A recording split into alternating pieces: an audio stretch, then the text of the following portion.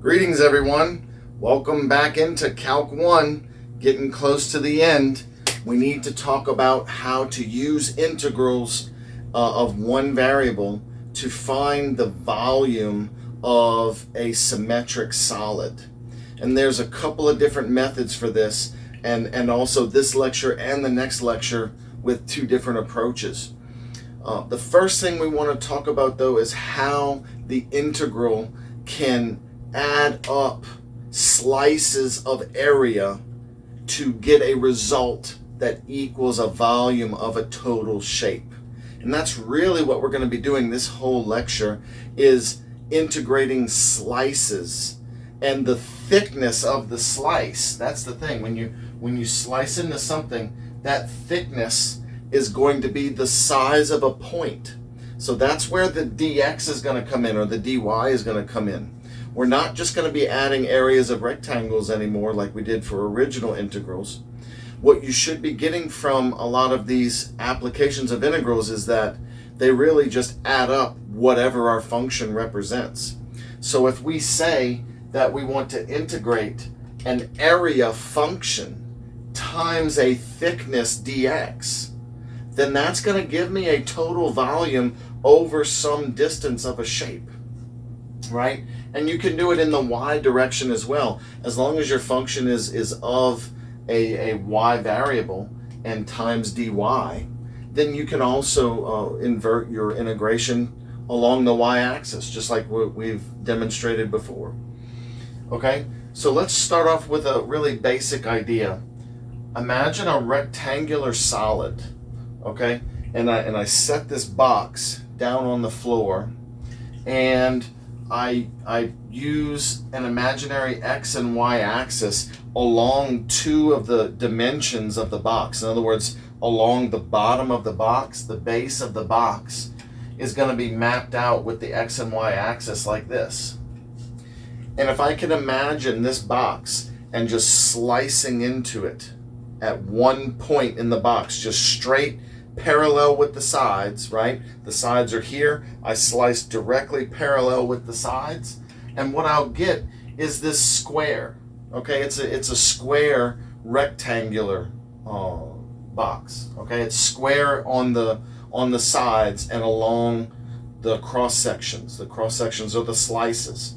Okay, so if it's a square at every moment of the box, okay, then all I really need is the length along the bottom, and then that'll be the measurement on all of the lengths of the side of the slice. Okay, so imagine just being able to slice and slice and slice and slice.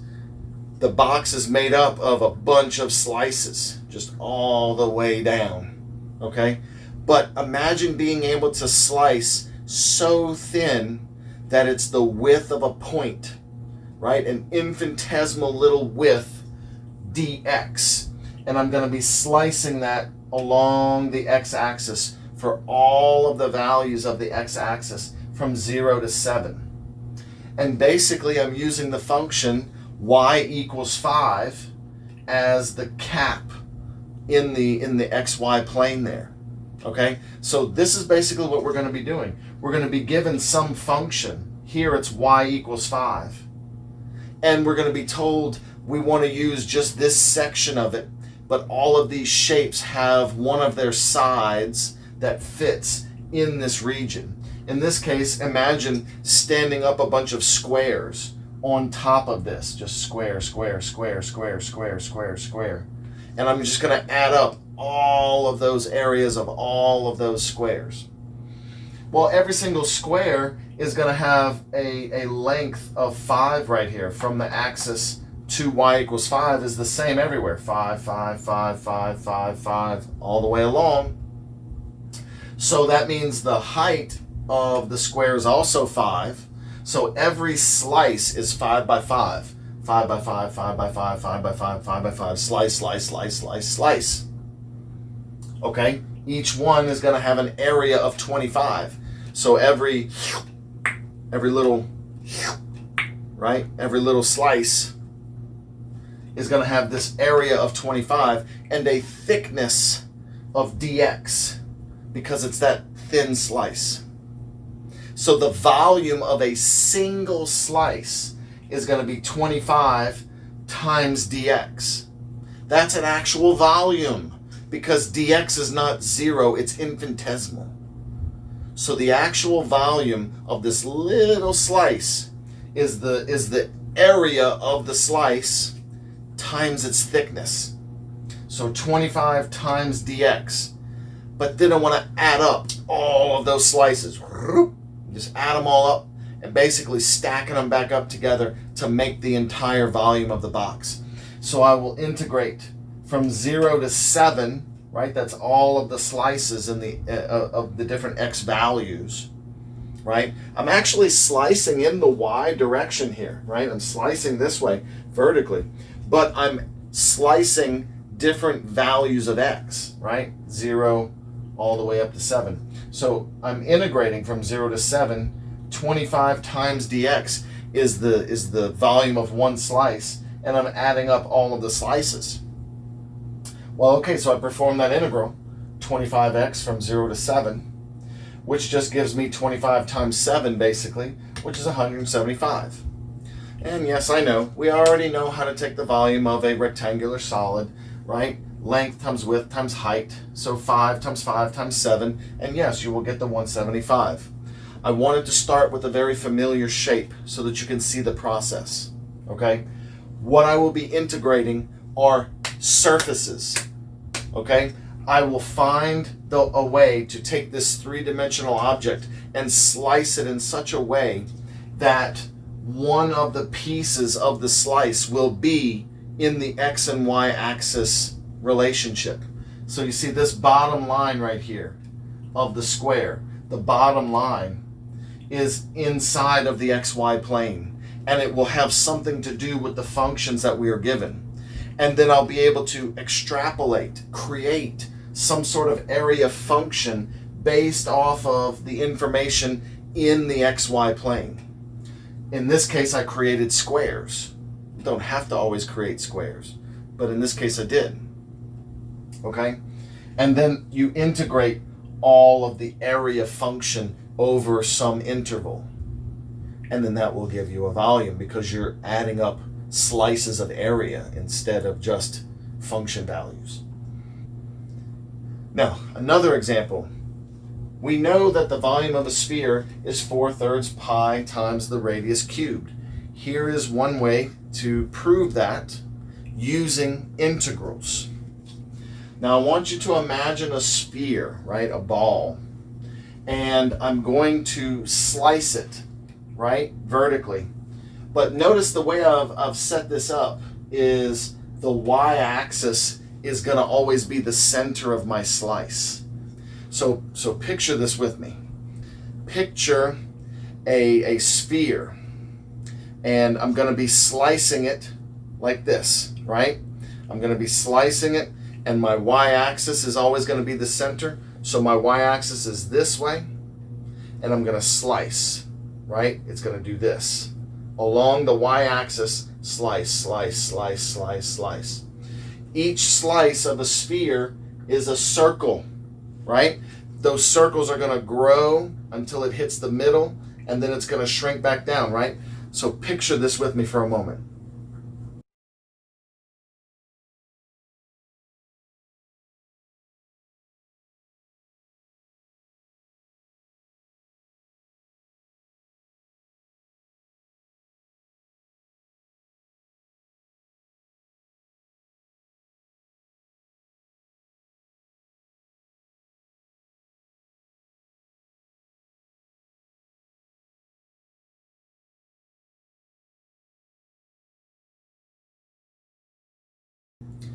Once I add up all of those slices, I will have made the entire volume of the sphere. So what I really need to do is figure out a way to have the area of just one slice and then count that slice along an entire axis or an interval on the axis. So in our case, each slice was a circle, okay?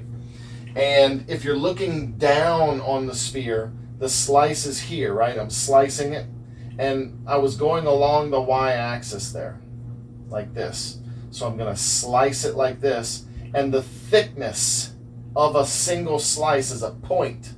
dy is the actual thickness, is the way we label that. All right? One of these slices, like this, along the y-axis, is going to be a circle. Okay? Here's that circle, sort of, the best I could draw it, right? The radius of the circle is, from here you can see, it's going to be the distance from the y-axis out to the edge of the ball, to the edge of the sphere there. And then that changes as I go along. But I know that this particular circle, which is the circle in the xy plane, okay, this is me looking down, has a equation, x squared plus y squared equals a squared. So if I have to pick a y value, I can calculate the x distance, the distance in the x direction from this point out to the edge of the ball by using this equation. I just solve for x. The square root of a squared minus y squared is going to be this little distance. But think about it, the way we've sliced that, that's going to be the distance from the axis out to the edge there, right? That's this, which is going to be the radius. The area of a circle is pi r squared. So the area given some y value of a slice is going to be pi times that x distance squared. Well, that means that that's just going to square the square root, which would give you an absolute value of a squared minus y squared, but it was going to be positive anyway, so it's just a squared minus y squared, quantity times pi, times the thickness dy, and then add up all of the slices from negative a to positive a, whatever the radius may be. Okay? So from negative a to positive a, I'm integrating pi times r squared times dy. So I can pop the pi out. I'm just integrating a squared. A is just a number. So that's just going to be a squared times y. Integrating y cubed, that's 1/3 y cubed. I'm sorry, integrating y squared gives me 1/3 y cubed. Woo. From negative a to a. Okay, so then I plug in the a and the negative a. Plugging in a, I get a times a squared is a cubed. Here, a cubed times 1/3, I have a cubed times 1/3. When I plug in negative a, it's negative a times a squared, which is negative a cubed. And negative a cubed is also negative a cubed times this negative gives me a plus. I notice that everything has an a cubed, so I factor that out. Pi a cubed. I'm left with 1 minus 1/3 plus 1 minus 1/3, which of course is then 4/3. Okay, so we found the volume of this sphere by doing the slices of circles, and you just needed to be able to realize how to relate some two-dimensional information into this third dimension slice. The slice is always going to come out of the xy plane, okay? The way we're adding up these slices, and whatever shape it is, we'll know the area that's sticking out of our xy dimension, okay? So we'll have some sort of slice, and then we'll just let that slice change in size or whatever we're going to do along our curve or whatever it is that's defining our domain. In this case, since I was using a sphere, our domain of interest was where the sphere hits the xy plane. It's this circle right here. It's basically the equator, right? And then that circle gave me the way that I could quantify each individual slice. Okay, so that's the idea that we're going to get. There's going to be some sort of slice, it'll be some sort of shape, and one piece of that shape will be somehow related to the graph that we're confining it to. And then we'll have a way of integrating over an entire interval, which will give us the volume of some sort of shape.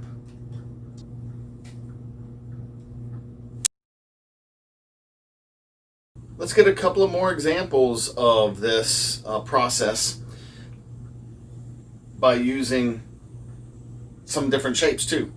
Okay, so I've got a square again, and then I've also got an equilateral triangle problem for us.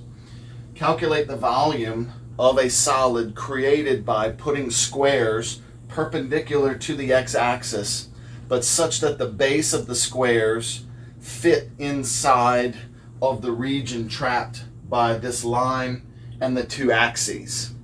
Okay, so in other words, here's the line 2x plus 3y equals 12, and the bases of the squares fit inside of this, but they're perpendicular to the x-axis. So in other words, I've got squares that go like this, right? They slice this way, but you have them all put together.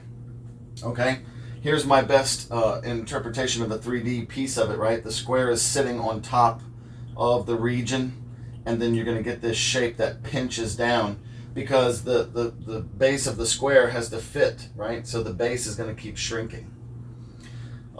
Take a look at this shape real quick.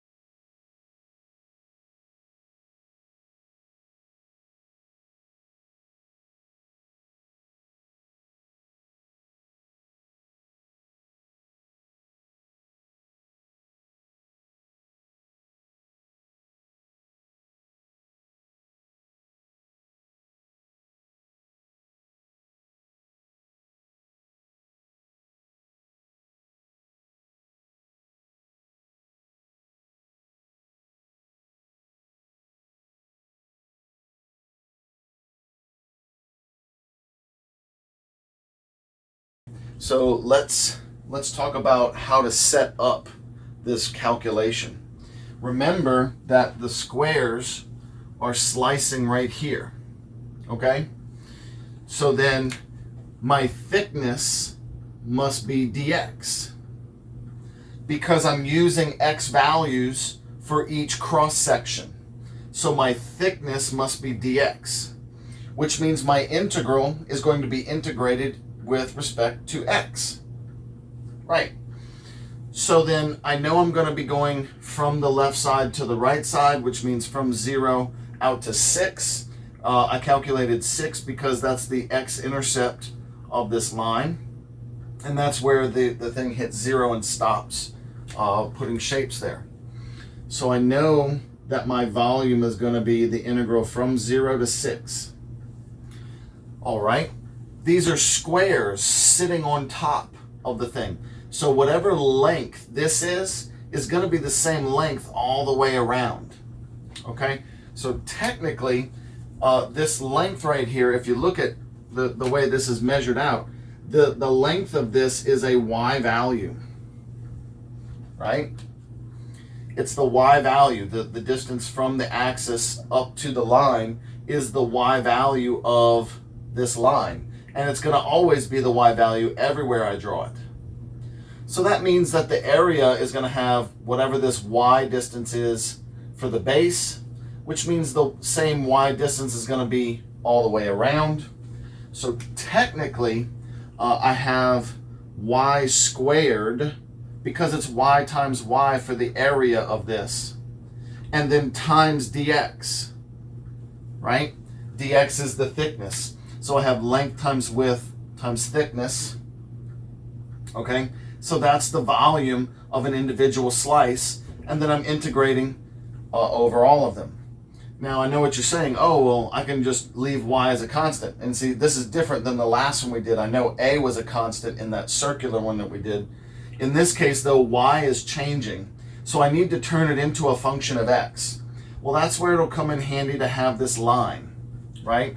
That line right there has y is equal to, right here, if you solve for y, this line right here is y is equal to 4 minus 2/3 x.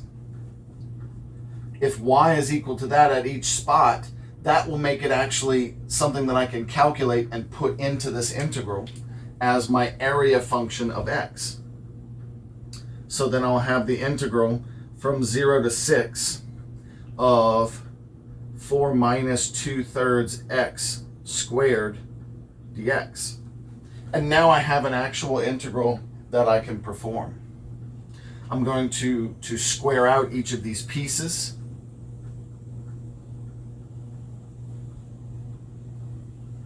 I'll have minus 4/3 x. Oh, no, it won't be 4/3. My bad. Because we're going to be doing 2/3 times 4 and 2/3 times 4 again. So that's going to make 16/3 x.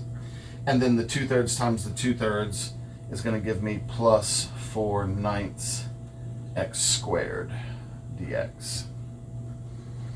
From here, now I'm going to actually perform the integral, right? I can just do a bunch of power rules.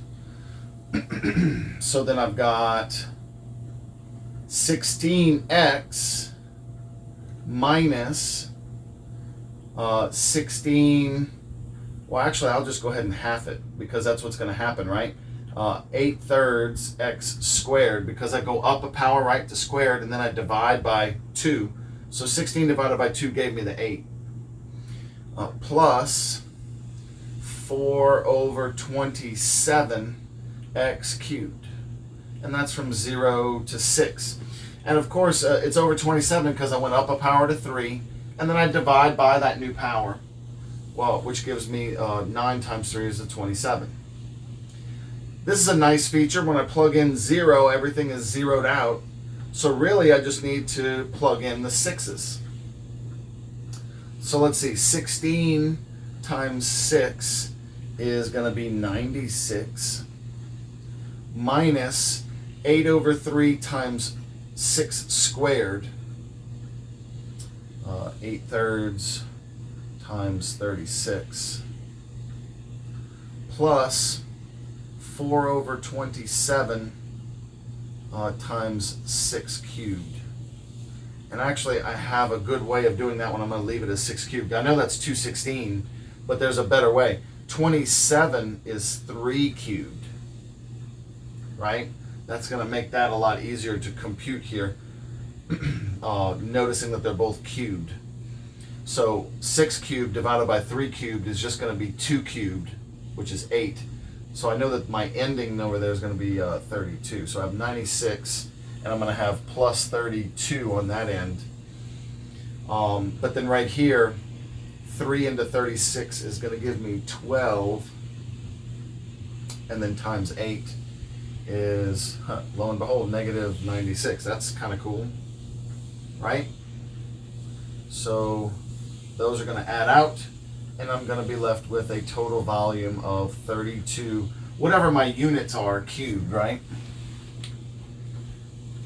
I'm going to have, if it's inches, centimeters, whatever, we're just going by units. So we end up with a total of 32 there. Next, calculate the volume of a solid that's created when you put equilateral triangles along the region trapped by the parabola x plus y squared equals 9, which is a sideways parabola that's shifted this way, right? The reason how I can tell is because if you solve for x here, x is going to be equal to 9 minus y squared. And that sort of gives it away. That means it's been shifted 9 in the x direction, and the negative is why it's facing left, and of course y squared is why it is a parabola. From here, we just need to see that the equilateral triangles are perpendicular to the y-axis, which is why the slice is drawn this way. I'm going to be slicing, putting my triangles right here. They're going to come out of the region this way. They're equilateral triangles, which means all the sides are equal, which means all of the angles are equal, which means they're 60 degrees.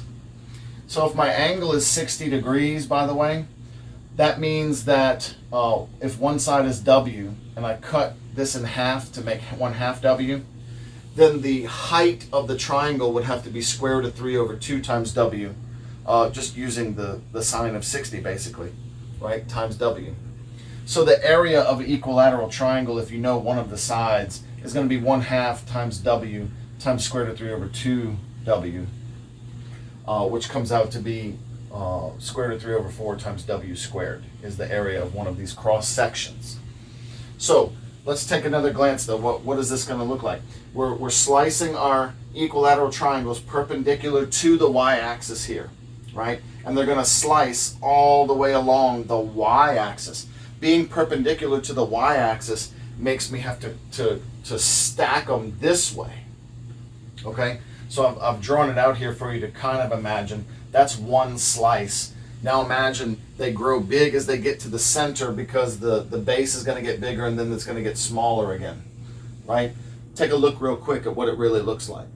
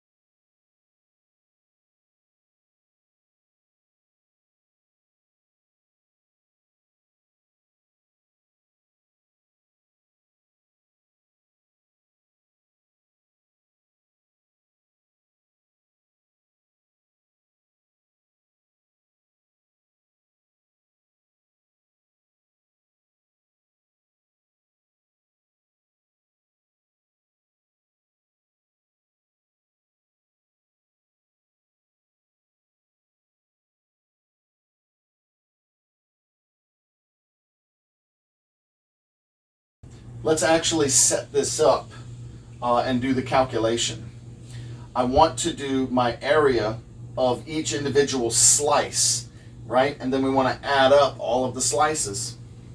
Notice that because of the way I'm doing this, my thickness is dy because I'm stacking up y values here, the way this thing is slicing.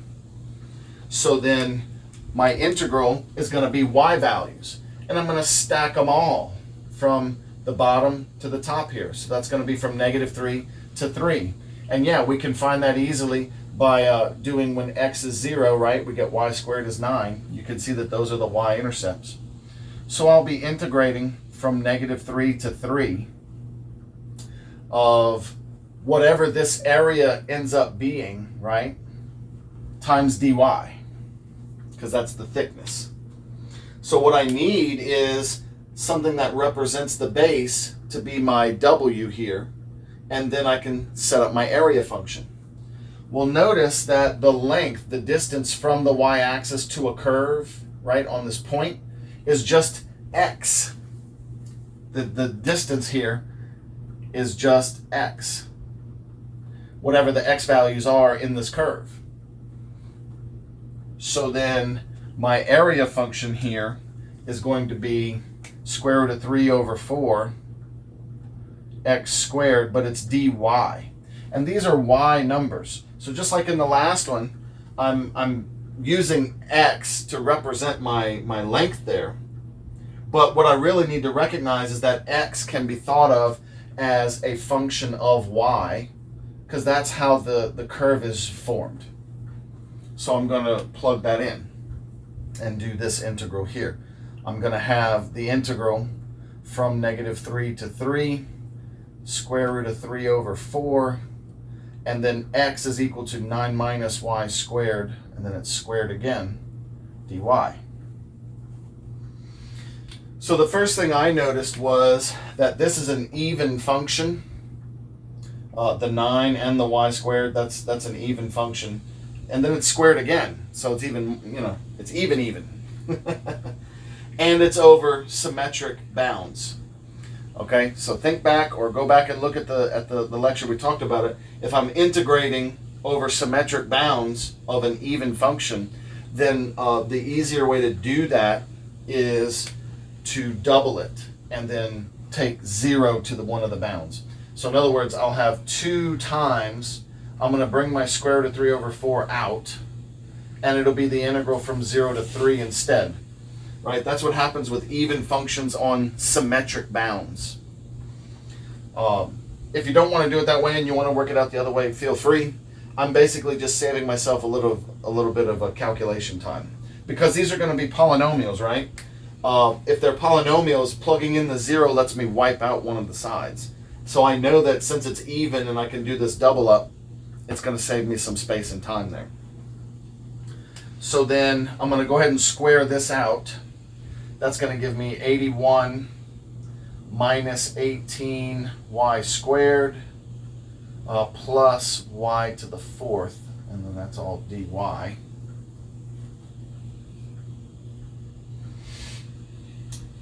So now I can do my antiderivatives.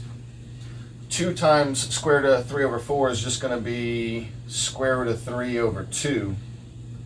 And then I have 81y minus 6y cubed, because I'm dividing by 3, plus 1/5 y to the 5th. And that's going to be from 0 to 3. All right. So of course, like I was saying before, being able to plug in 0 is nice. That zeroes out everything. I'm going to have square root of 3 over 2 times 81 times 3 is 243. And then 3 cubed is 27. Then times 6 is going to be 120 plus 42, negative 162. And then 3 to the 5th power is also 243, because 3 to the 4th is 81. Then times 3 again, right? It's 243 over 5. So plus 243 over 5, like so. Let's see now. I'll go ahead and do the 243 minus the 162. But those really do, I need to get a common denominator going on here. Square root of 3 over 2 times the 243 minus 162. That's going to be equal to what? 38 plus 43. So 70 plus 11 is 81. Oh, ironic. Duh, because that's 2 times 81. That's 3 times 81. Yeah. So I have 81 plus 243 over 5. Which, you know, that's 81 times 3 right here. So I could make this easier on myself by doing this. I can factor out an 81, and then that'll leave me with 1 plus 3/5. That'll make it a lot easier, won't it? So instead of 1, that'll be 5/5 plus 3/5 will give me 8/5. So 81 square root of 3 over 2 times 8/5. So then that's 648. Oh, I'm crazy. No. Let's reduce. The 2 and the 8 reduce with a 1 and a 4. That's better. 4 times 81 is going to be 324. Square root of 3 over 5. There's my volume. And of course, if you are really interested in seeing, you know, the volume size of it, let's do 324 square root of 3 divided by 5. So it's 112.24-ish.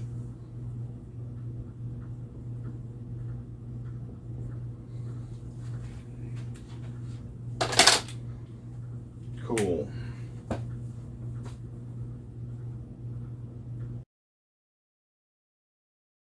Let's get another example of slicing. This time let's use isosceles right triangles instead of the equilateral kind. Calculate the volume created when you're using isosceles right triangles that their base is trapped inside of the circle x squared plus y squared equals 4. So here's that circle, x squared plus y squared equals 4. The radius, of course, of that would be 2. So, of course, this would be 2, this would be negative 2, this would be negative 2, right here would be positive 2. And the triangle bases are supposed to be perpendicular to the x-axis. So I'm slicing like this. Okay? My triangles are going to be perpendicular to the x-axis, and they're going to flow this way. So as you can tell, the thickness of the slice is going to be dx. The thickness is going to be a small amount of change in x, because that's the way I'm counting here, right? I'm slicing perpendicular to the x-axis. This is my best interpretation for you, drawing on a two-dimensional board here.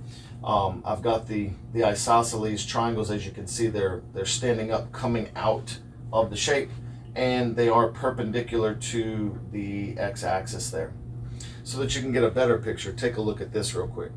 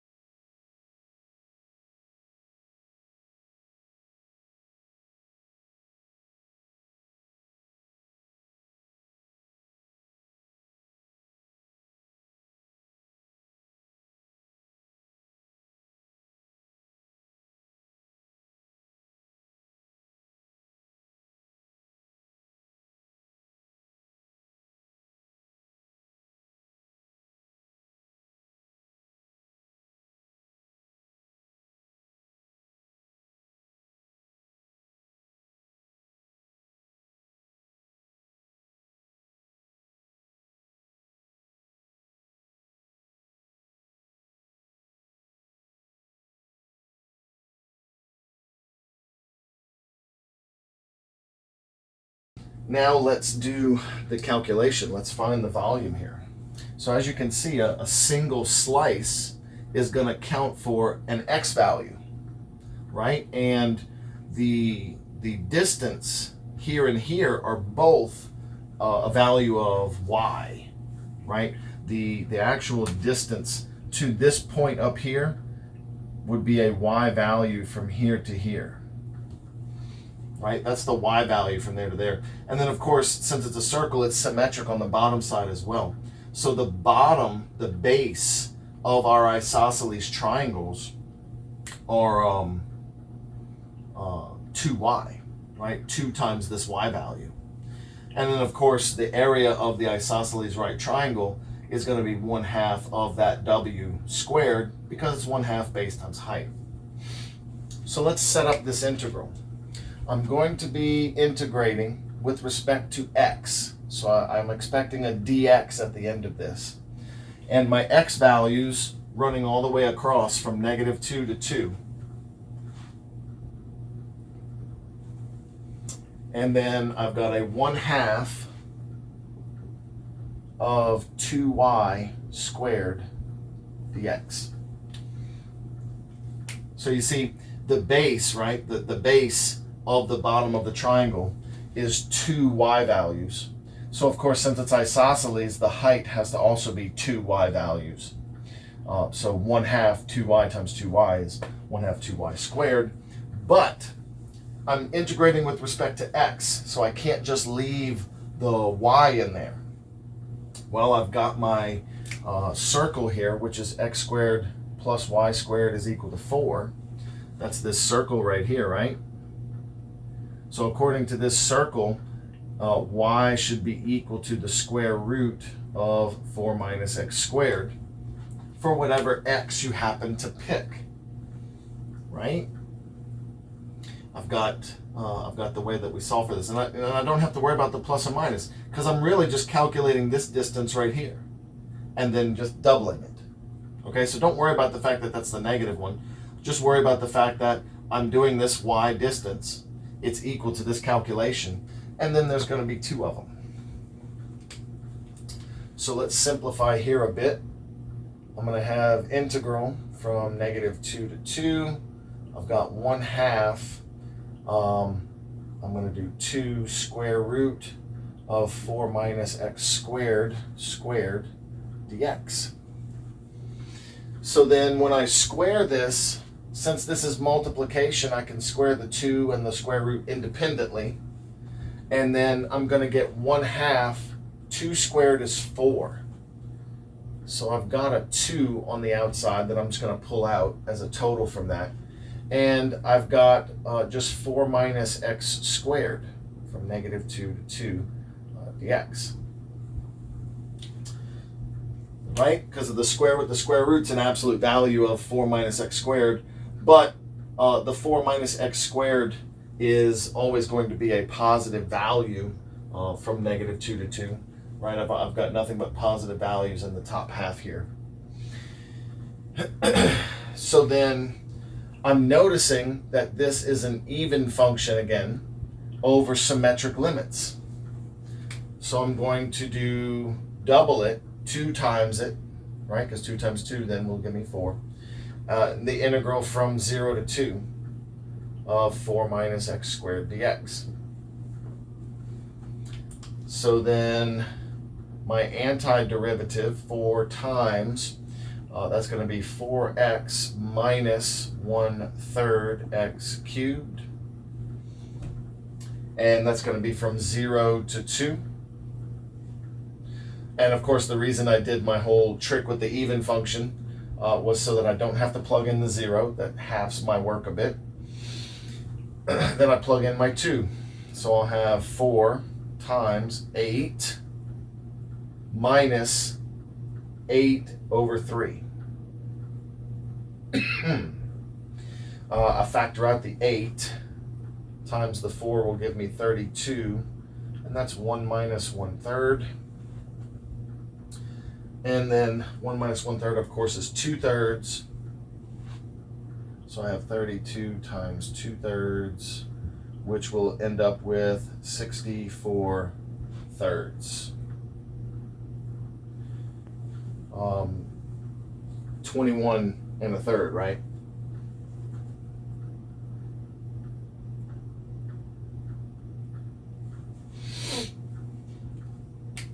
All right, so I hope that these 3 examples have helped you see how we can just do slicing of a constant style of cross section to make these solids, and how we would use integration to calculate those volumes by adding up all of the slices of area.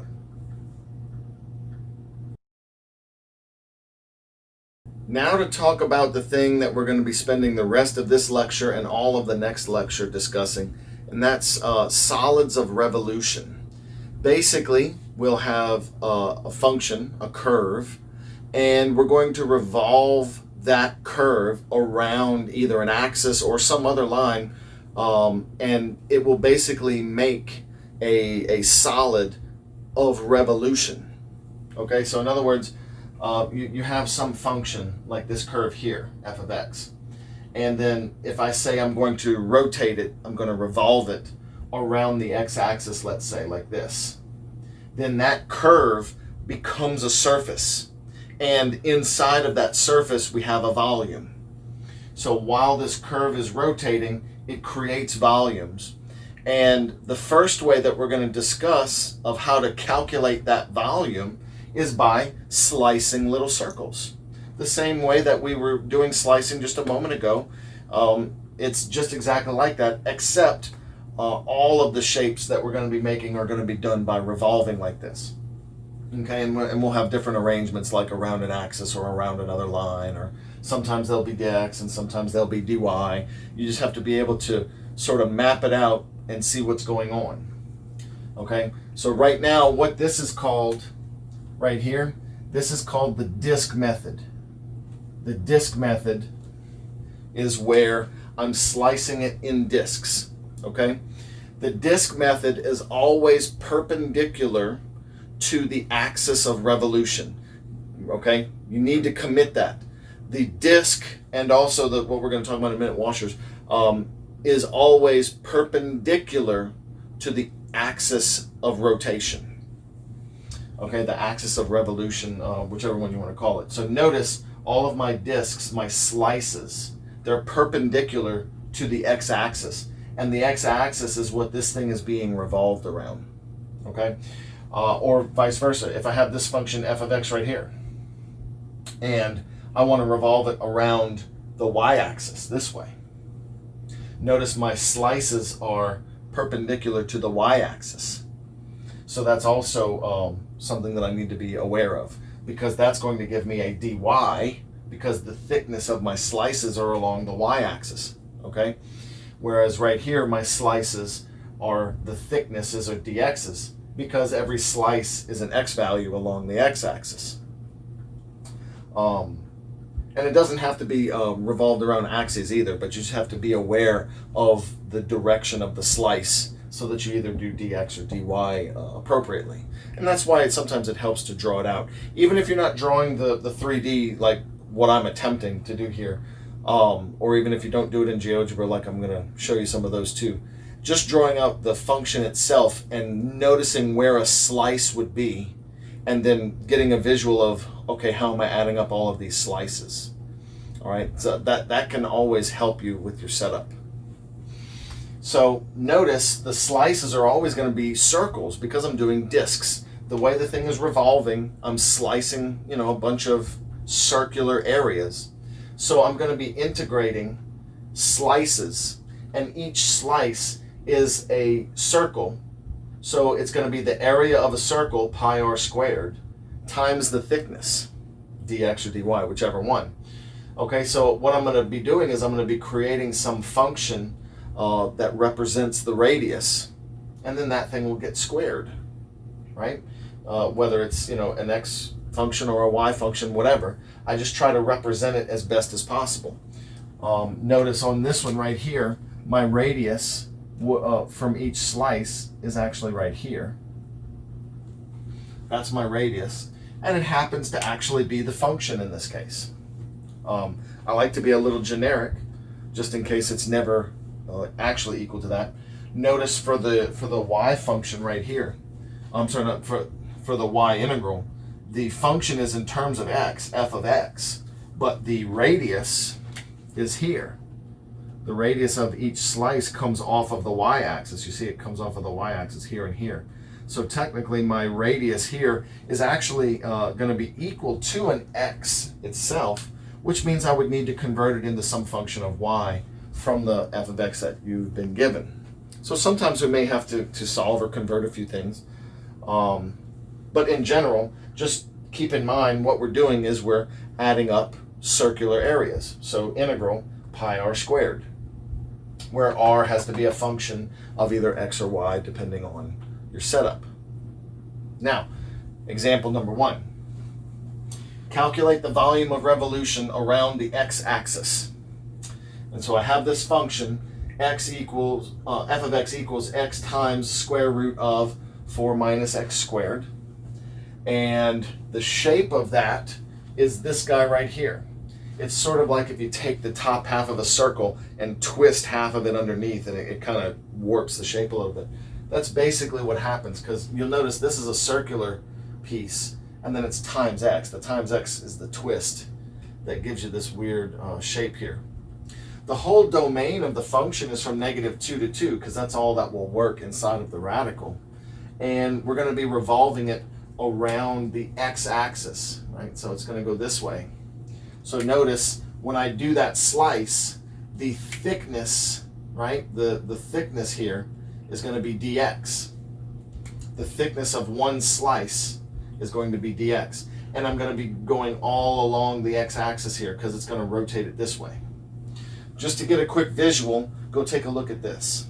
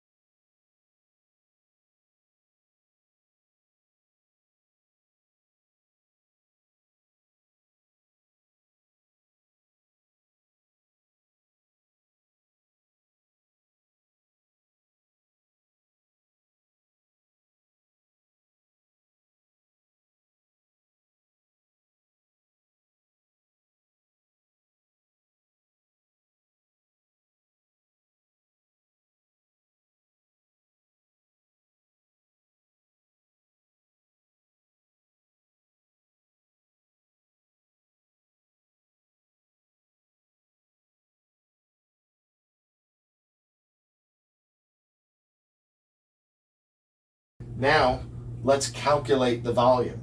Because remember, all I'm doing is I'm going to be slicing along the x-axis. And I just need to represent the area of one of these slices and then just integrate over the entire interval. So I know that I'm going to be integrating along the x-axis from -2 to 2, because that's where my slices are going to start and that's where my slices are going to end. Of course, I'm going to have a pi. I'll go ahead and pull that out because that's always constant. And then r is the distance from the x-axis up to the curve itself, right? This is my r right here. Well, that just happens to be the function itself. The y value is the function right here, right? In this case, it just happens to be the same as that function.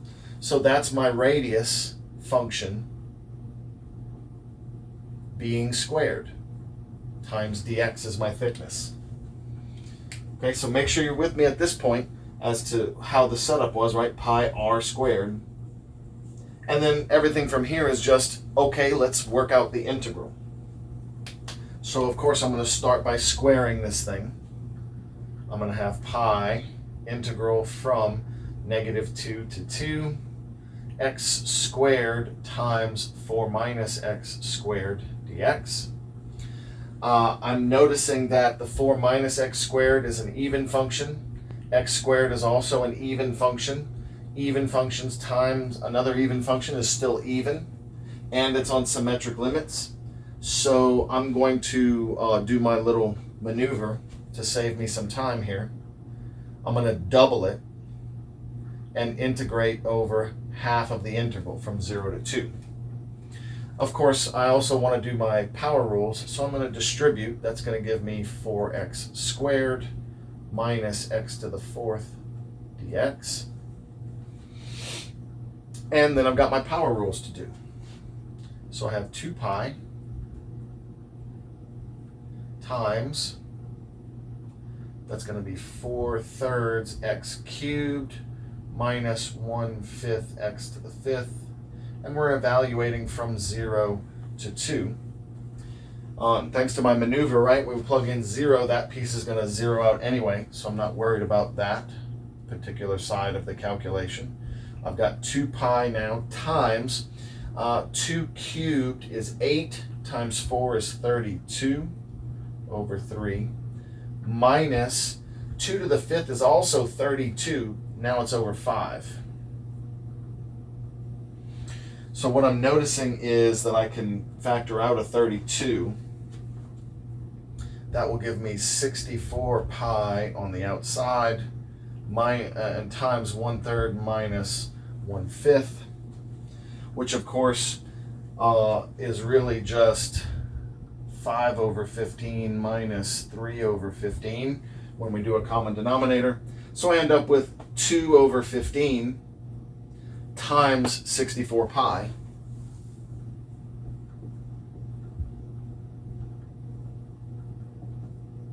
For a final result of 128 pi over 15. Now let's go ahead and punch up and approximate that one. 26.8-ish. All right.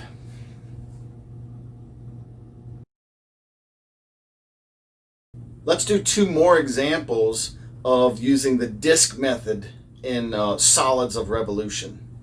So I've got a concise way of summing this up. I want to do the volume of taking this region of the xy plane and revolving it around the line y equals 4. Okay, so first let's draw the region, right, and get an idea of what that should look like. So I'm going to put my x and y axis down.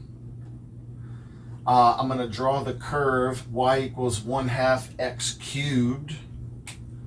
Let's see, 1/2 x cubed is just going to be a squished cubic.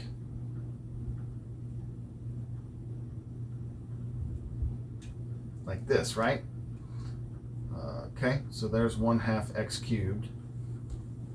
Next, we have the line y equals 4 and the line x equals 0.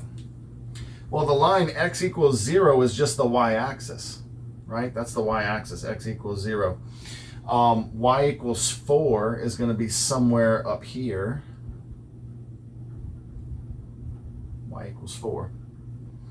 Okay, so the region that's inside of these three shapes is this region right here.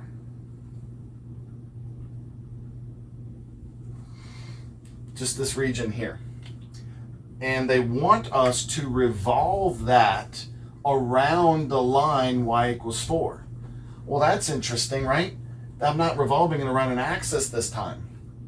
I'm going to take this little region right here and I'm going to revolve it around the line y equals 4 right here. So essentially this is now my center, which means a slice would be right here perpendicular to it. A slice would be like right here. That would be one slice, and I'm rotating it around this line like this. So my disc is perpendicular here. Okay, I know I didn't exactly draw it the best like that, but you can see it's supposed to drop behind here. So then my radius is the distance from this line y equals 4 all the way down to whatever the curve is, right? Because if I did a smaller section, like say I sliced it over here somewhere, right here, I would have a little bitty circle right here, and I would have a smaller radius. Just to give you the quick visual, go take a look at that real quick.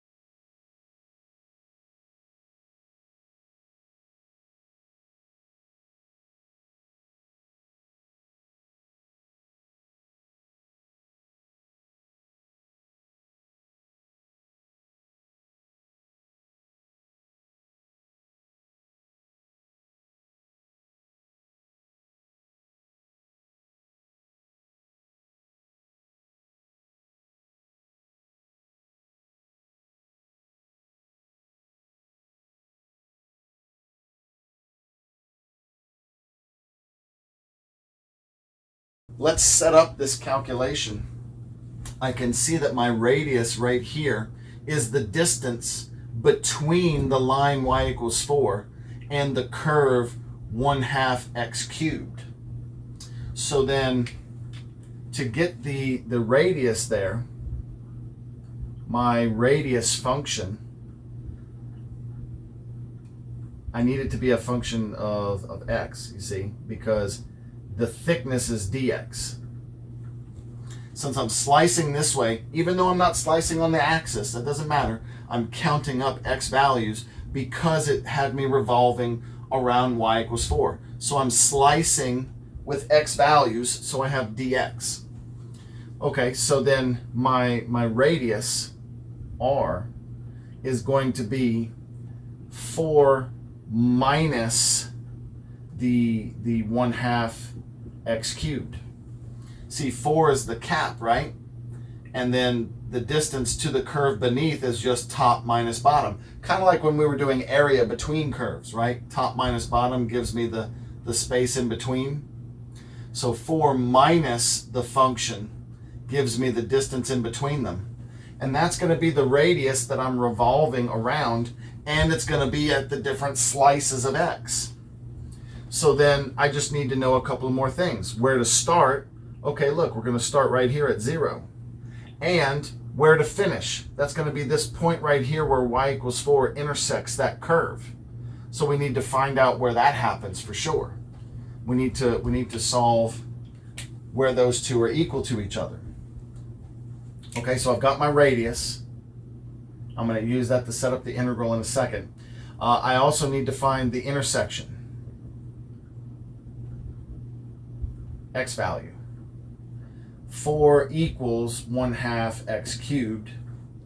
That tells me that 8 is x cubed, which means that 2 must be x. So then this spot over here is x equals 2. Great.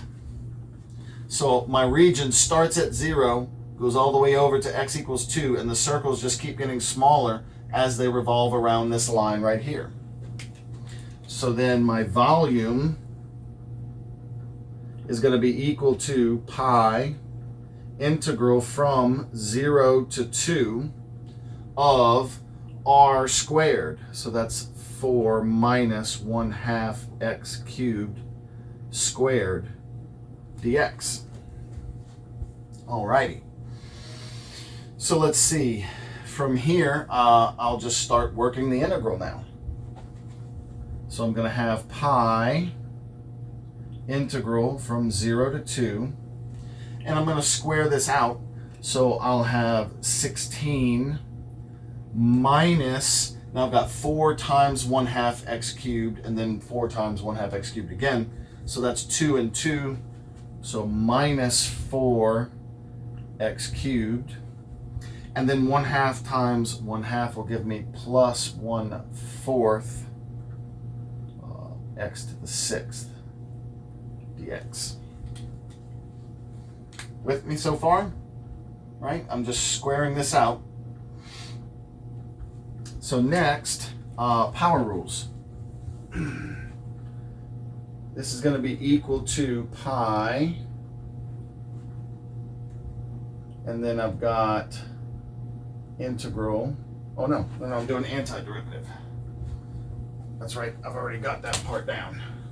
So pi times 16x minus, 4 divided by 4, that works out great. X to the 4th, and then x to the 7th, so I'll have plus 1 over 28 x to the 7 from 0 to 2.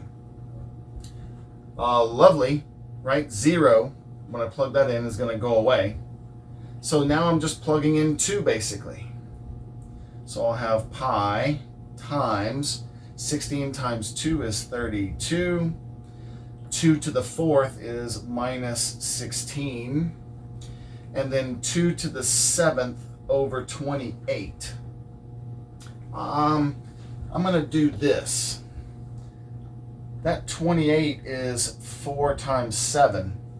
And 2 to the 7th is 128, but I'm going to spread it out.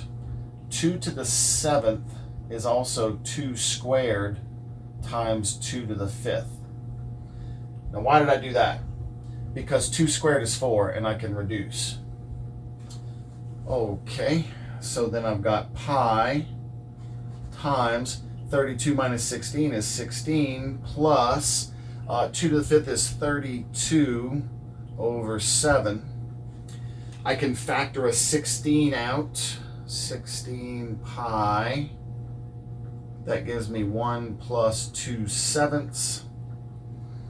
So I've got 16 pi times 9 sevenths. And then I just need to do 16 times 9. So 90 and 54 is 144 pi over 7 for the total volume of the shape that we made. Let's take the region that's in between x times y equals 4, y equals 1, y equals 4, and x equals 5, and let's revolve it around x equals 5.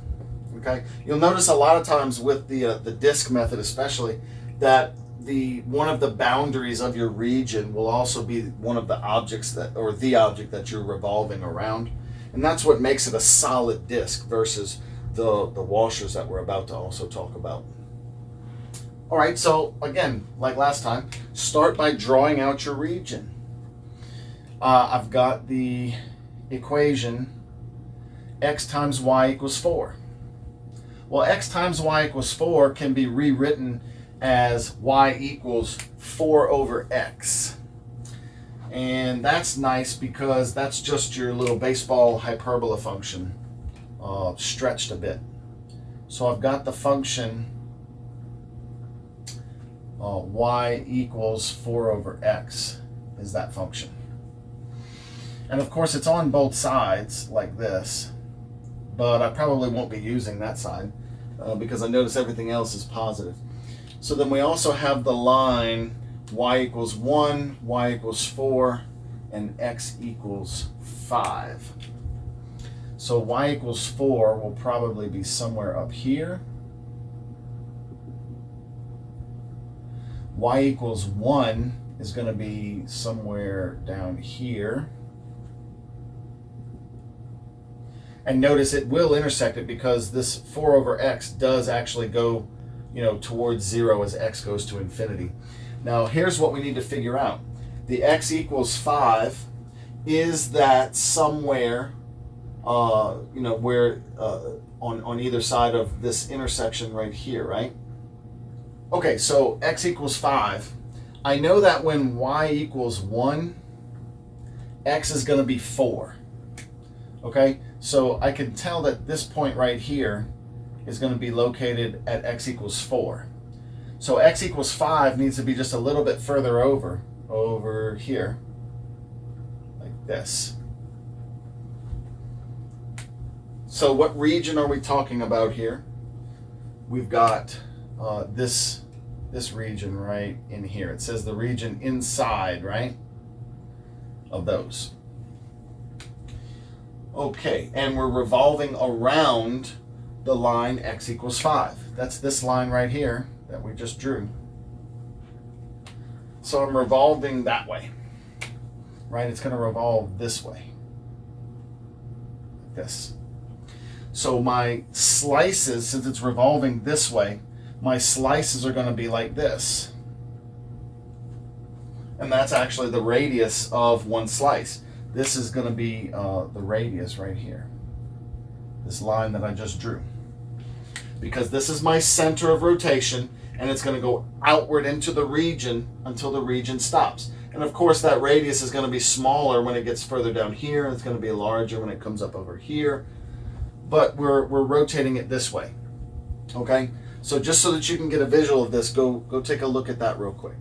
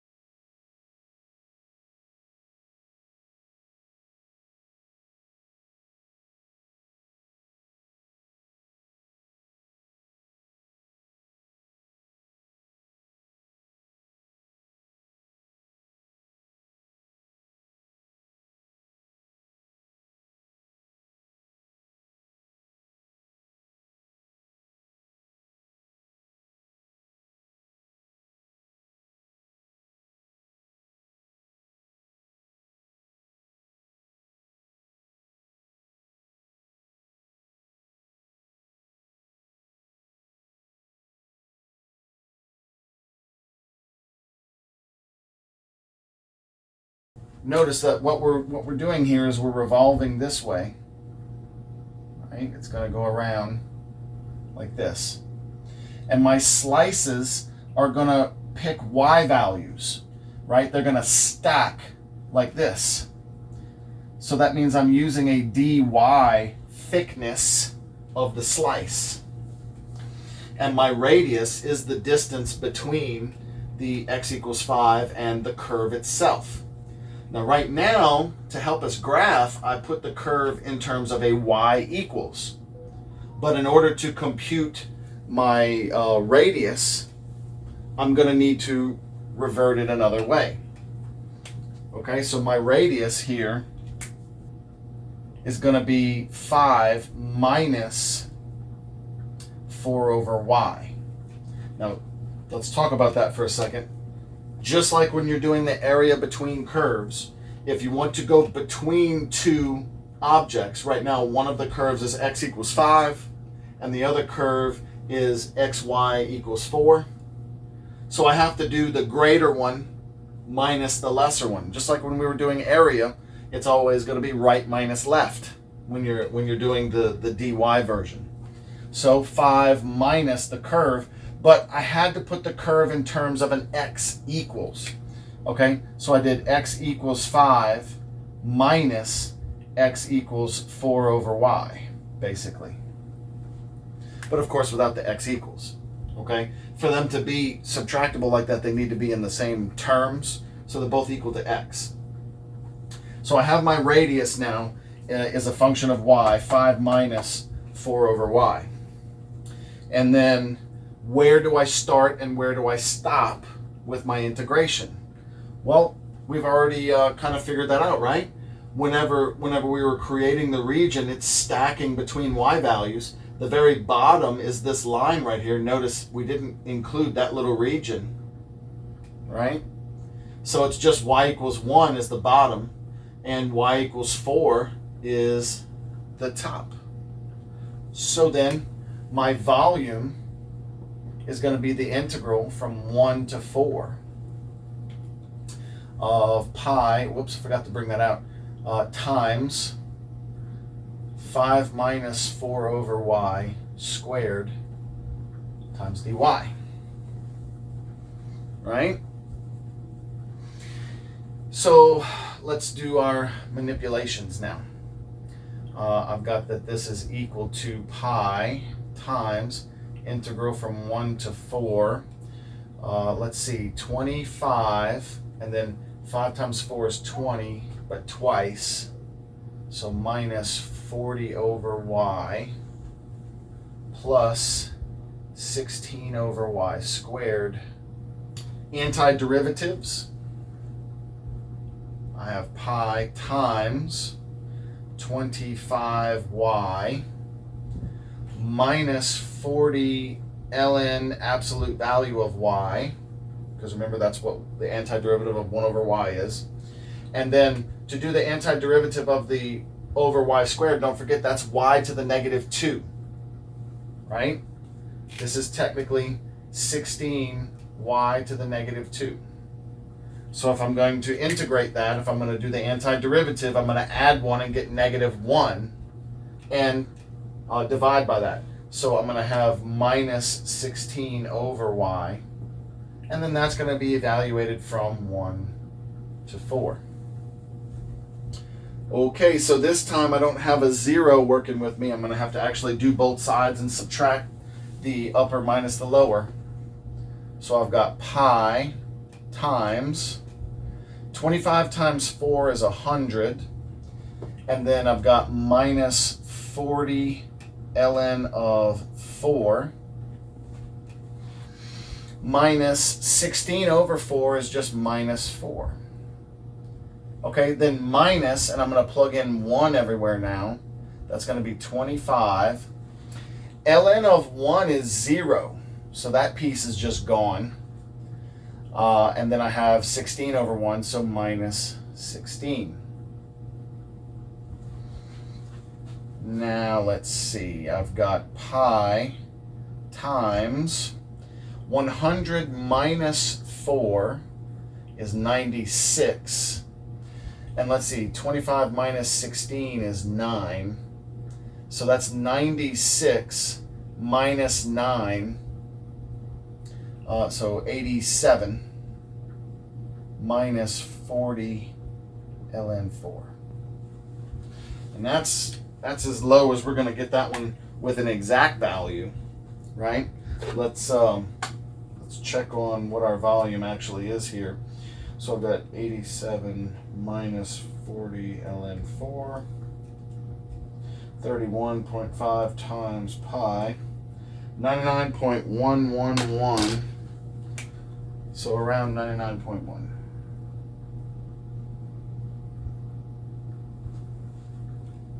Ish for our volume there.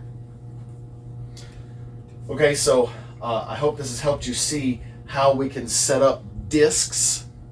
Next, we need to talk about what happens when those disks sometimes have gaps in the middle and turn them into what we call washers.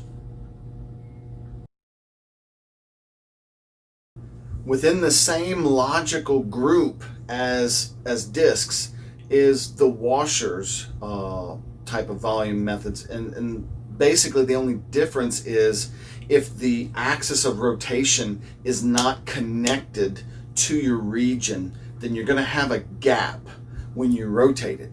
And what this does is it causes this big central region to not be included in the volume. So you'll have shapes that have these volumes, but they'll be hollow. There'll be a piece hollowed out of the center of it because there's some sort of gap.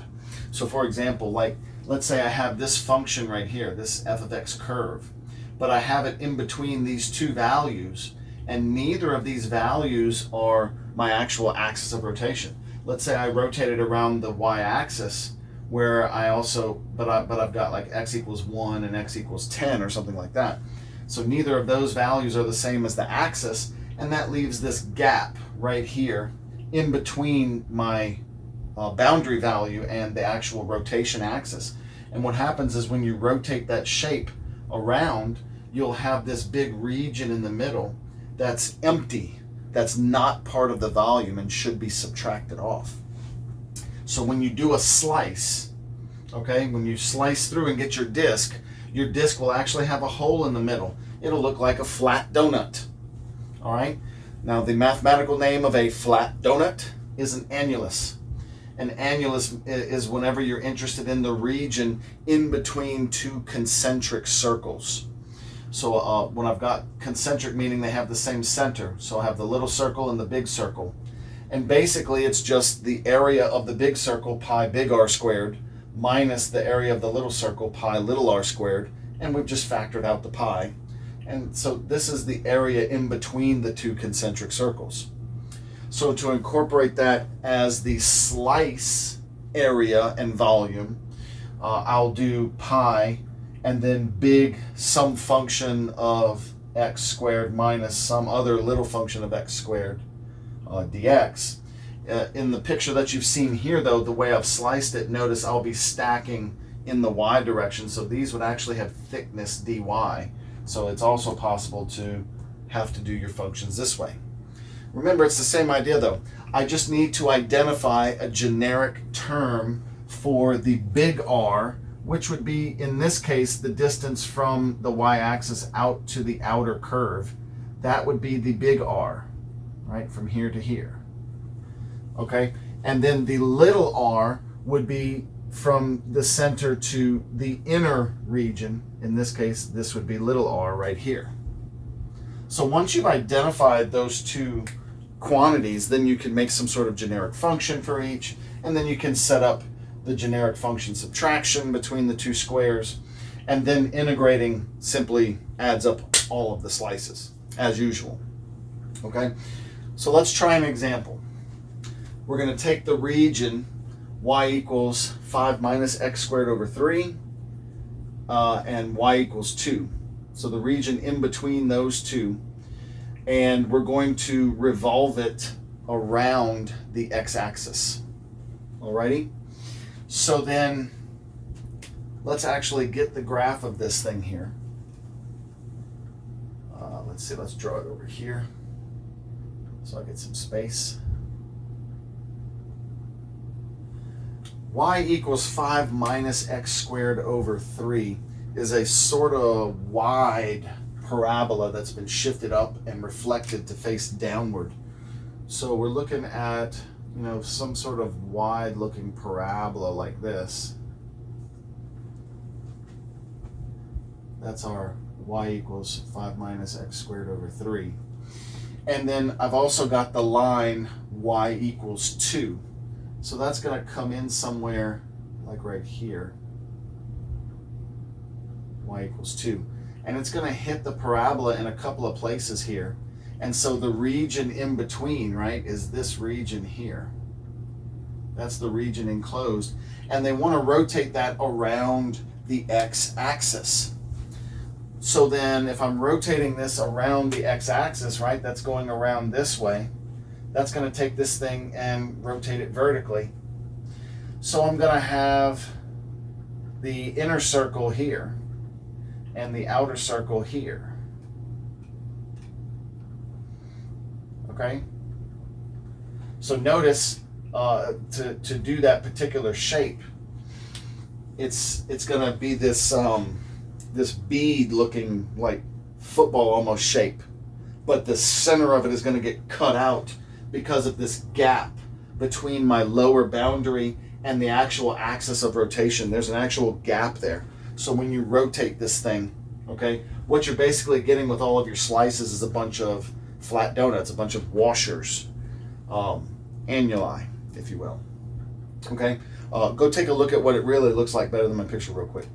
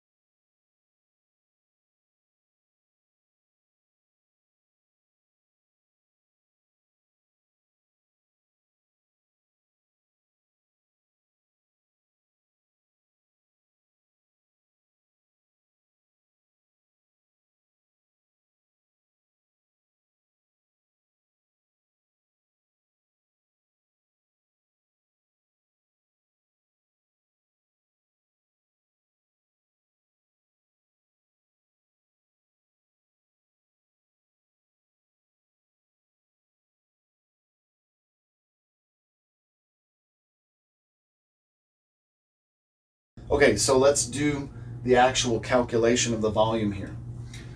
This is one slice right here, right? So my thickness is dx. So I know I'm going to be adding up from x values from the left to the right, and I'm going to have to do it all the way from over here to all the way over here. So then I need to write down what my big radius and my little radius are.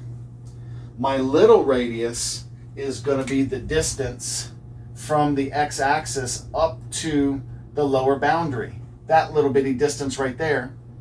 Notice it's the same all the way across. It's y equals 2. So my little r is always 2. That's nice. What about my big R? The big radius is going to change. Notice if I take the big R in the center, it's going to be all the way up to the peak. Whereas if I take it over here, it's just going to be up to this lower part of the curve. But the big R is going to be from the top of the washer all the way to the center of rotation. Okay? So my big R is going to be from the curve to the axis. So notice in this sense, my big R is actually my y value of the function. It's just the distance from the axis up to the curve. So what does that mean? It means my big R is equal to 5 minus x squared over 3. Okay, what about my boundaries? from the left to the right, I need to know where these intersect here. So that means I'm going to be solving where y equals 2. Setting the two curves equal to each other, basically. If I multiply everything by 3, I'll have 6 equals 15 minus x squared. If I subtract 6 from both sides and add x squared to both sides, I'll have x squared equals 9. So notice this is going to give me that x is plus and minus 3. So that's what's happening here. This is negative 3 where that intersects, and this is positive 3 where that intersects. So let's set up our volume integral here, right? Our volume is going to be the integral from negative 3 to 3 of, oops, I did it again, didn't I? Forgot to pull my pi outside. It just makes it easier to write, that's all. Right, my volume is going to be equal to pi, and then integral of, my big R is 5 minus x squared over 3 squared minus the little radius is 2, so then squared, and dx is my thickness of the whole thing, right? Okay, so then from here I just want to start simplifying some things. Equal to I've got pi integral from negative 3 to 3, 25, and then I'll have 5x squared over 3 and 5x squared over 3, so minus 10x squared over 3. And then that squared will give me plus x to the 4th over 9. And then I have minus 4. So right here, minus 4 will just make this 21 dx. I'm noticing that this is an even function, right? These are all even powers and numbers, x to the 0. So I'm actually going to pull my maneuver here where I double it and then take the half of the interval, right? Because it's an even function on symmetric boundaries, I can do that. So let's see, from here, 2 pi times antiderivative, that's going to be 21x, minus 10 over 9 x to the 3rd, plus, that's going to be over 45, because new power is 5 times the 9, so x to the 5th, and then from 0 to 3. So usually, like, the reason I do it, right, is because plugging in the 0 is going to wipe everything out. I can pull my little maneuver there. And I just need to plug in the 3. So 2 pi times, this is separate, 3 times 21, 63, minus 10 over 9 times 27. Now, remember, 9 was going to go into 27 3 times, so I really just got minus 30 there. And then 1 over 45 times 3 to the 5th. So for just a moment, I'm going to write 1 over 45 as 5 times 9. And I'm going to write 3 to the 5th as 3 to the 3rd times 3 squared. Because remember, 3 squared is 9, so I can reduce that. That'll make it easier for me in just a second. I've got 2 pi times 63 minus 30 is 33, plus, and then I have 27 fifths there. Okie dokie. So what would make this one easier on me? I can factor out a 3 for sure. I'm also going to factor out the 5 too, or I'll just do a common denominator. Let's just do that. I'm going to factor out the 3, which is going to give me 6 pi, and then that would give me 11 plus 9 fifths. But of course 11 is 55 fifths. So 55 plus 9 just gives me 64/5.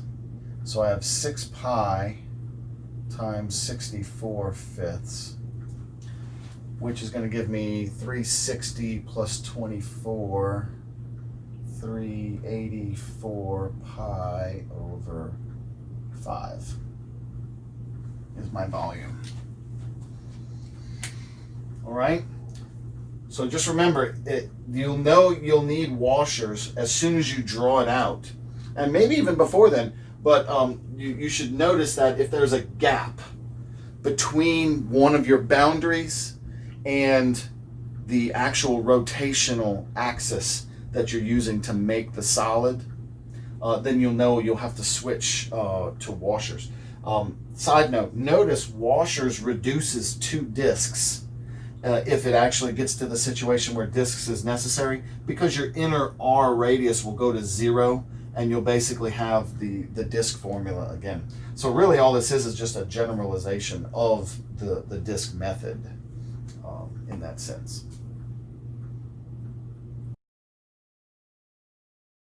So let's finish up with 2 more examples using the washer method, or where I should say the washer method is needed as a generalization to the disk method.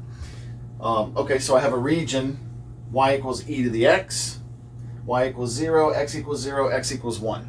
So whatever's trapped in between those. And we're going to revolve it around the horizontal line, y equals -3. All right, so let's graph it out. I can see y equals e to the x, right? This is that's this, just an exponential curve. Y equals 0 is our x-axis, right? Here's y equals 0. And x equals 0, of course, that is our y-axis. And x equals 1.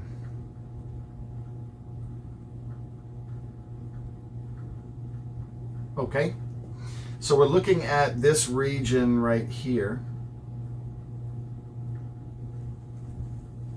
that's trapped in between those, and it's asking us to revolve that around y equals -3. So y equals -3 is down here.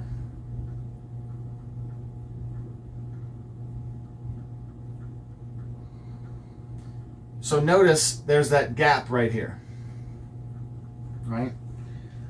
The bottom of my region is y equals 0, and my axis of rotation is y equals -3. Okie dokie. So then, since there's that gap, I'm already anticipating having to use a washer.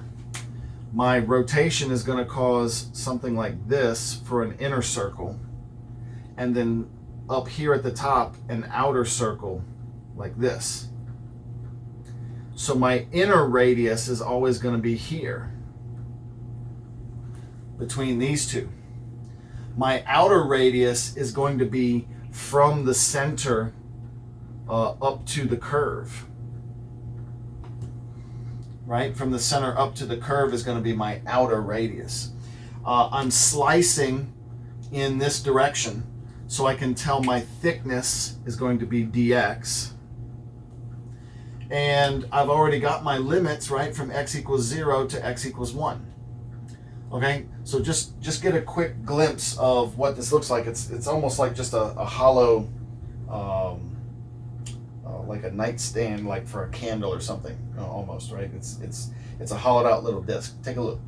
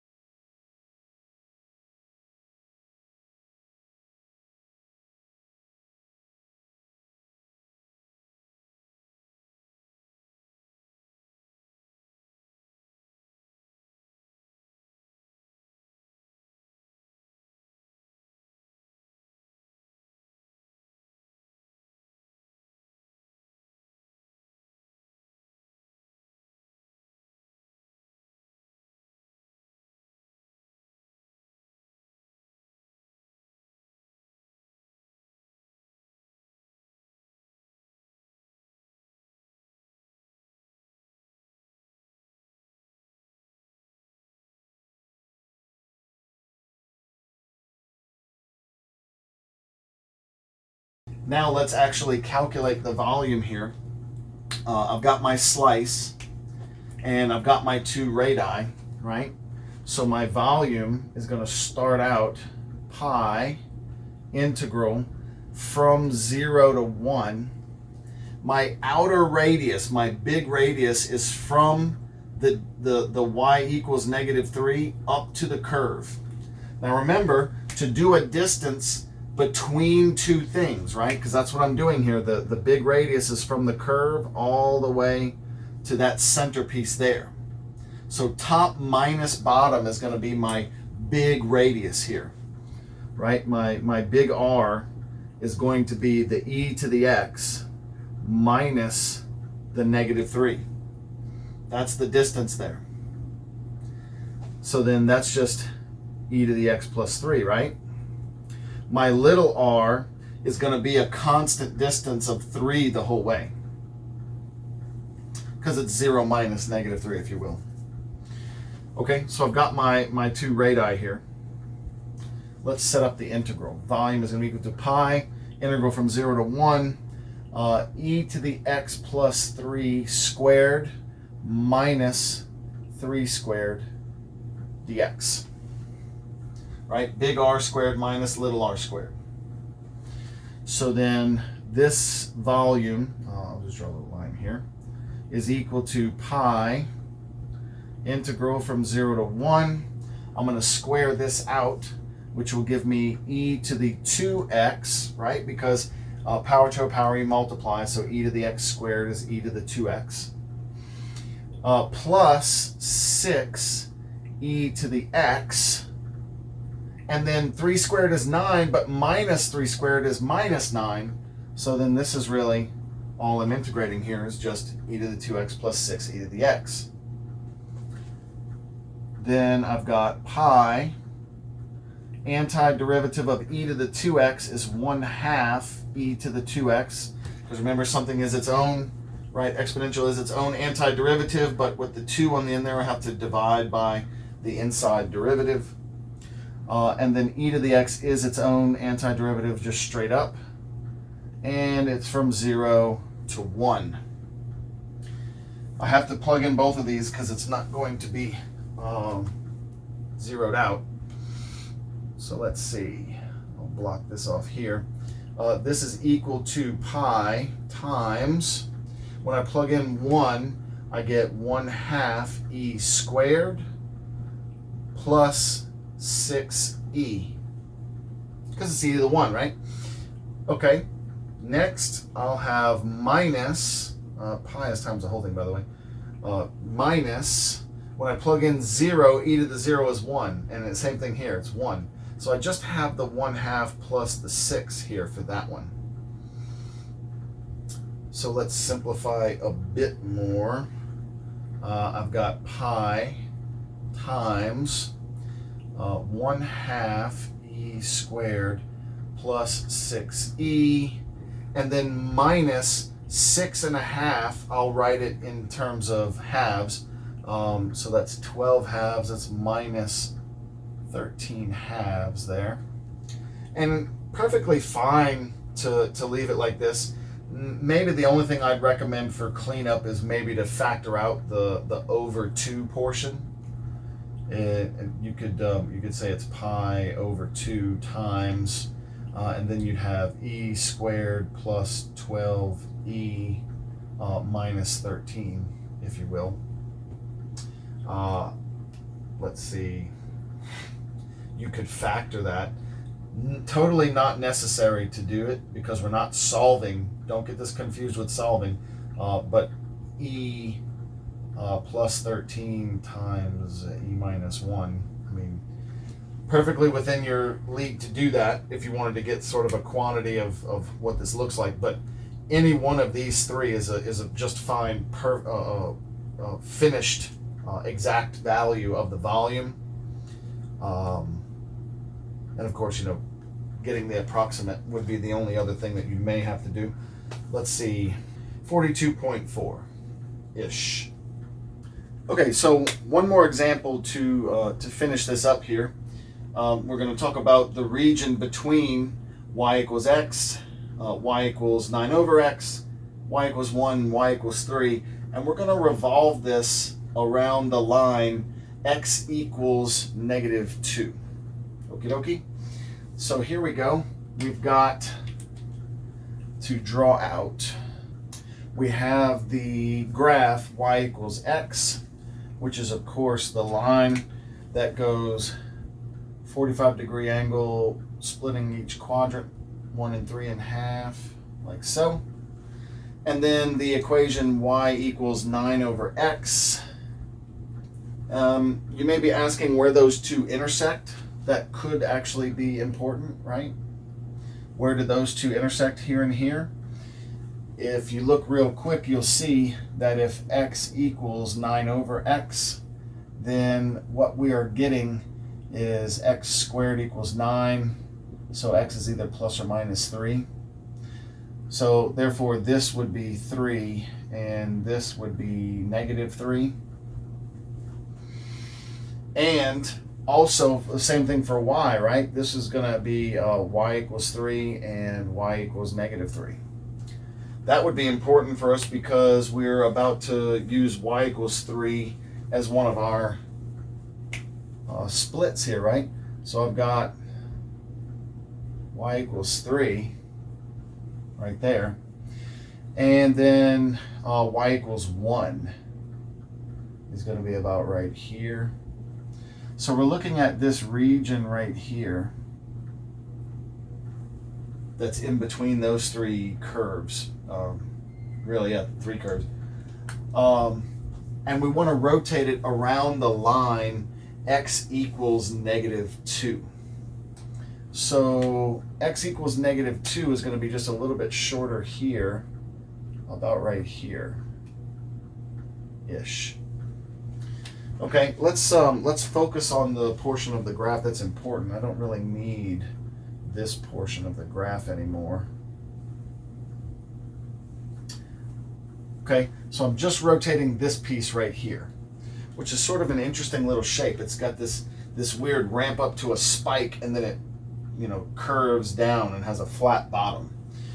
But notice there is a gap between the lowest point, okay? The lowest point right here, there is an actual gap at all, spots between the actual axis of rotation here at x equals negative 2 and the actual thing that I'm rotating.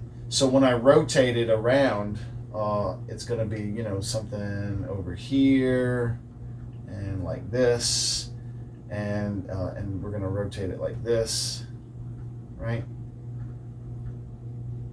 And then of course the outer circle is going to also be like this in the background. So hopefully you can kind of see what I'm talking about here. It's going to have this weird spike up hollow bowl with a hole down through the bottom there, where you're basically taking this weirdly curved triangular shape and rotating it around this center line. But you can see there is a huge gap right here where some pieces are going to be hollowed out, which is going to require me to do washers. Take a quick look at what this shape really looks like.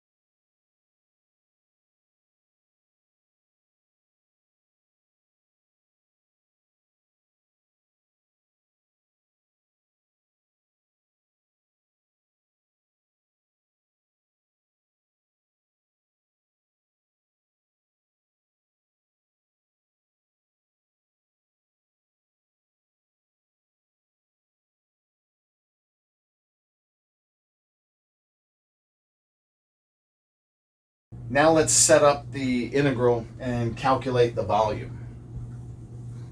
Make a little space here. Okay, so let's zoom in right here and notice that here's my center of rotation, right? The line x equals -2 right here. The two boundaries that are in play, the way I'm slicing. Notice I'm slicing horizontally. Okay, so if I actually take a slice, my region that I'm rotating looks like this. And if I take a slice of it, okay, I'm going to be slicing like this between these two edges here. So the rotation is somewhere over here. My little r is going to be the distance between there and there. And my big R is going to be my distance between there and there. Okay, look at the way it's rotating. You can see the bigger R is going to be to the outer curve. The little r is going to be to the inner curve. So I don't have any solid numbers this time. But I am slicing in a dy fashion. You'll see that the thickness of my slice is there. The thickness of the slice here is dy, which is important because everything I have right now is y equals. And remember, to do dy, I need x equals. Okay? So my big R right here, let's go ahead and write that down, is going to be right minus left. Remember, it's going to be the upper boundary minus the lower one. My lower boundary is -2. The upper boundary is that curve y equals 9/x. But I'm going to rewrite that in terms of x. Okay? So that's x equals 9/y also, right? Because if you multiply and divide, you'll have x equals 9/y. So my big R is 9/y, the outer curve, minus the center of rotation there. So minus -2. So I have 9/y plus 2, right? My little r is the line y equals x, right? That's the line right here from the center. So that's just going to be y minus -2, or just y plus 2. So there's my big R, there's my little r, and I'm stacking the integration in the y direction. Well, I've already got the terms of that, right? I have the lines y equals 3 and y equals 1 as my upper and lower boundaries there. So that's ready to set up now. Okay, let's set up my integral here. Volume is going to be equal to pi integral from 1 to 3 big R squared, so 9/y plus 2 squared, minus little r squared, that's y plus 2 squared dy. And once you get to the, everything is set up, well, we just got to work out the integral now. So let's see, equal to pi integral from 1 to 3. And let's see, let's FOIL this out. I'm going to have 81/y squared plus 2 times 9 is 18, and 2 18s is 36/y, and then plus 4, minus, now be careful, that minus has to go to all of these pieces. So then I've got minus y squared minus 4y. And then look, I'm going to have minus 4. So that's just going to wipe this out with the plus 4 dy. All right. Now we just need to do our antiderivative. Pi. Antiderivative of this is just going to give me -81/y. Because remember, that's y to the -2. -2 plus 1 is -1. Divide by -1, plus 36, and there's an ln again, absolute value of y, minus 1/3 y cubed minus 2y squared, evaluated from 1 to 3. So let's start plugging in because I've got to do both this time. So I've got pi times 81 over 3, that's negative 27. And then I'll have plus 36 ln 3 minus 1/3 times 3 cubed. 3 cubed is 27. Times 1/3 though is going to give me 9. And then 3 squared is 9 times 2 is minus 27.